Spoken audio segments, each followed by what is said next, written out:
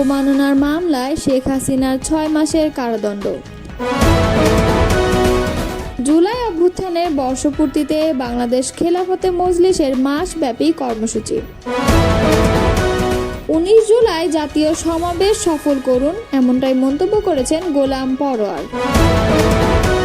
নির্বাচন নিয়ে শঙ্কার কোনো কারণ নেই বললেন আমির খসরু। এতক্ষণ শুনছিলেন সংবাদ শিরোনাম, এবারে বিস্তারিত। আদালত অবমাননার মামলায় বাংলাদেশের সাবেক প্রধানমন্ত্রী শেখ হাসিনাকে 6 মাসের কারাদণ্ড দিয়েছেন আন্তর্জাতিক অপরাধ ট্রাইব্যুনাল। সেই সঙ্গে গাইবান্ধার গোবিন্দগঞ্জের আওয়ামী লীগ নেতা শাকিল আকন্দ বুলবুলকে 2 মাসের কারাদণ্ড দেওয়া হয়েছে। বিচারপতি মোহাম্মদ গোলাম মর্তুজা মজুমদারের নেতৃত্বাধীন 3 সদস্যের আন্তর্জাতিক অপরাধ ট্রাইব্যুনাল বুধবার এই রায় দেন। সাবেক প্রধানমন্ত্রী শেখ হাসিনা ও গাইবান্ধার আওয়ামী লীগ নেতা শাকিল আহমেদের মধ্যে কথোপকথনের অডিও ভাইরাল হলে গত 30 এপ্রিল তাদের বিষয়ে ব্যাখ্যা চান ট্রাইব্যুনাল। তাদের হাজির হয়ে বা আইনজীবীর মাধ্যমে কথোপকথনের বিষয়ে ব্যাখ্যা দিতে বলা হয়েছিল। 25 মে নির্ধারিত তারিখে তারা হাজির হননি কিংবা আইনজীবীর মাধ্যমেও ব্যাখ্যা দেননি। পরে 2 আসামিকে সশরীরে হাজির হয়ে জবাব দেওয়ার জন্য সংবাদপত্রে বিজ্ঞপ্তি দিতে নির্দেশ দেন ট্রাইব্যুনাল। নির্দেশ অনুযায়ী 2টি সংবাদপত্রে এ সংক্রান্ত বিজ্ঞপ্তি প্রকাশিত হয়। এরপরও তারা হাজির হননি। ট্রাইব্যুনালের চিফ প্রসিকিউটর মোহাম্মদ তাজুল ইসলাম বলেন, শেখ হাসিনার বিরুদ্ধে সারা দেশে 227টি মামলা হয়েছে। শেখ হাসিনা গাইবান্ধা আওয়ামী লীগ নেতা শাকিল আহমেদের সঙ্গে কথোপকথনে বলেছেন, যারা মামলা করেছে তাদের মারার লাইসেন্স পেয়ে গেছি। এদের বাড়িঘর ভাঙচুর করার জন্য নির্দেশ দেন তিনি। পুলিশ কর্মকর্তাদেরও হুমকি দেন। কথোপকথনের মাধ্যমে তদন্ত সংস্থার কাছে স্পষ্ট হয়েছে, এরা 2 জন সাক্ষীদের ভয়ভীতি দেখিয়েছেন, বিচার প্রক্রিয়া বাধাগ্রস্ত করার চেষ্টা করেছেন। তদন্তকারী কর্মকর্তা মনে করেছেন, এর বিরুদ্ধে ব্যবস্থা না গ্রহণ করলে সাক্ষীরা সাক্ষ্য দিতে ভয় পাবেন। জুলাই অভ্যুত্থানের প্রথম বার্ষিকী উদযাপন 2025 উপলক্ষে বাংলাদেশ খেলাফত মজলিসের পক্ষ থেকে সারা দেশে মাসব্যাপী বিভিন্ন কর্মসূচি ঘোষণা করা হয়েছে। বৃহস্পতিবার রাজধানীর পুরানা পল্টনে দলটির কেন্দ্রীয় নির্বাহী কমিটির সদস্য এক জরুরি বৈঠকে এই সিদ্ধান্ত নেওয়া হয়। সভায় সভাপতিত্ব করেন দলের সিনিয়র নায়েবে আমির মাওলানা ইউসুফ আশরাফ এবং পরিচালনা করেন মহাসচিব মাওলানা জালালউদ্দিন আহমদ।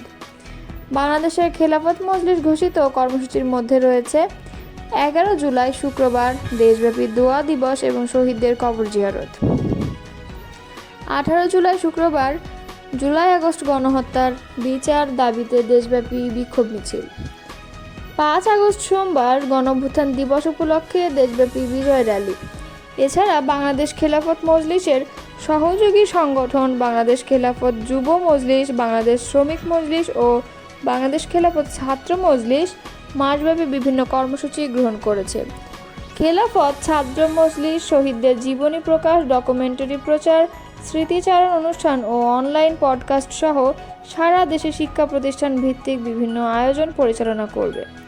বৈঠকে উপস্থিত ছিলেন নায়েবে আমির মাওলানা মহিউদ্দিন রব্বানী, মাওলানা কুরবান আলী, যুগ্ম মহাসচিব মাওলানা আতাউল্লাহ আমিন, মুফতি শরাফত হোসাইন, মাওলানা তোফাজ্জল হোসাইন মিয়াজি, সাংগঠনিক সম্পাদক মাওলানা এনামুল হক মুসা, বায়তুল মাল সম্পাদক মাওলানা ফজলুর রহমান, প্রচার ও প্রকাশনা সম্পাদক হারুনুর রশিদ ভুইয়া, মাওলানা নিয়ামতুল্লাহ, প্রশিক্ষণ সম্পাদক মাওলানা জহিরুল ইসলাম, অফিস সম্পাদক মাওলানা রুহুল আমিন খান, আইন বিষয়ক সম্পাদক মাওলানা শরীফ হোসাইন, সহ প্রশিক্ষণ সম্পাদক মাওলানা হাসান জুনাইদ, নির্বাহী সদস্য মাওলানা মুহসিন উদ্দিন বেলালি এবং মাওলানা মুর্শেদুল আলম সিদ্দিকী প্রমুখ।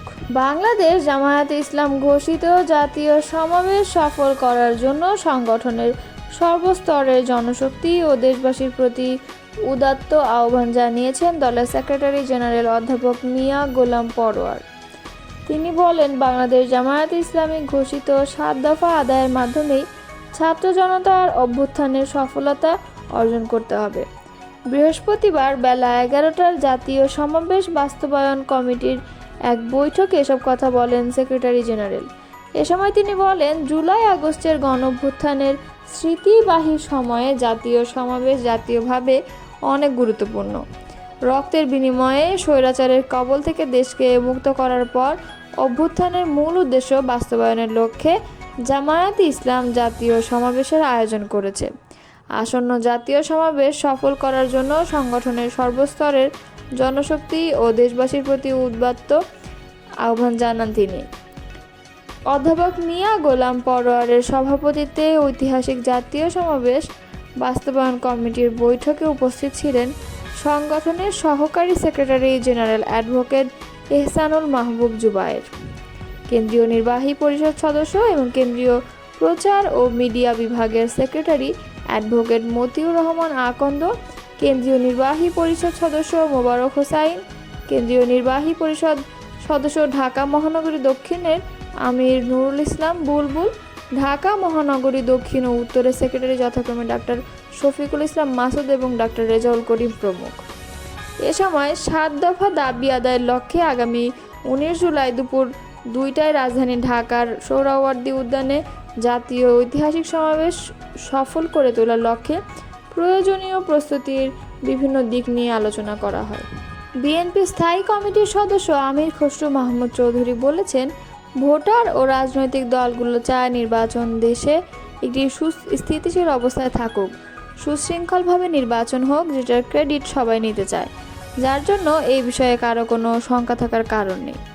বৃহস্পতিবার বিকেলে রাজধানীর গুলশানে বিএনপি চেয়ারপারসনের রাজনৈতিক কার্যালয়ে আসেন বাংলাদেশে নিযুক্ত Australian high commissioner Susan Ryle.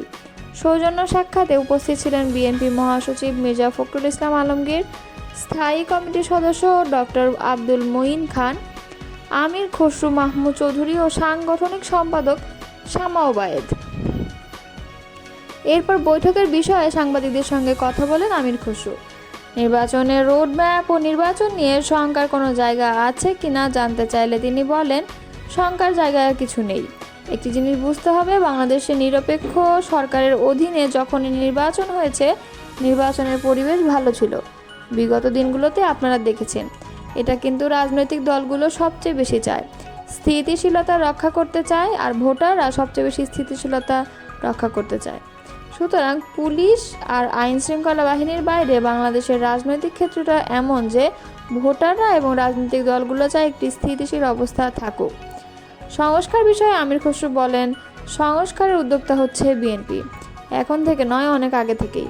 বাংলাদেশের সব সংস্কারের উদ্যোক্তা হচ্ছে বিএনপি, সুতরাং এবারও তাই হয়েছে। আমাদের ভিশন 2030 থেকে শুরু করে 27 দফা, 31 দফা, এটা জনগণের কাছে নিয়ে যাওয়া, বাস্তবায়নের জন্য একটি জাতীয় সরকার গঠন করা, এগুলো সব আলোচনায় এসেছে। এখন দ্রুত নির্বাচনের দিকে যাওয়াটাই দেশের জন্য গুরুত্বপূর্ণ। অংশগ্রহণমূলক নির্বাচন নিয়ে আলোচনা হয়েছে কিনা সাংবাদিকরা জানতে চাইলে তিনি বলেন, হ্যাঁ, আলোচনা হবে, এটি স্বাভাবিক। এটা উঠে এসেছে যে বাংলাদেশের মানুষ বিগত 3-4টা নির্বাচনে ভোটাধিকার প্রয়োগ করতে পারে নাই।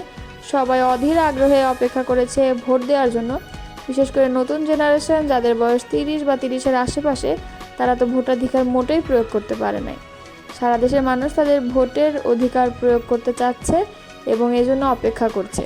সুতরাং আমরা মনে করছি, ওরাও মনে করছে, সবাই আগামী নির্বাচনে ভোটার টার্ন আউট খুবই ভালো হবে। জনগণ অত্যন্ত উৎসাহের সঙ্গে, আগ্রহের সঙ্গে ভোট কেন্দ্রে যাবে, পুরুষ মহিলা সব বয়সের ভোটাররা যাবে এবং একটি ভালো ভোট হবে। নিরপেক্ষ গ্রহণযোগ্য নির্বাচনের মাধ্যমে একটি সরকার নির্বাচিত হবে, যেটা গণতন্ত্রের উত্তরণের পথকে এগিয়ে নেবে।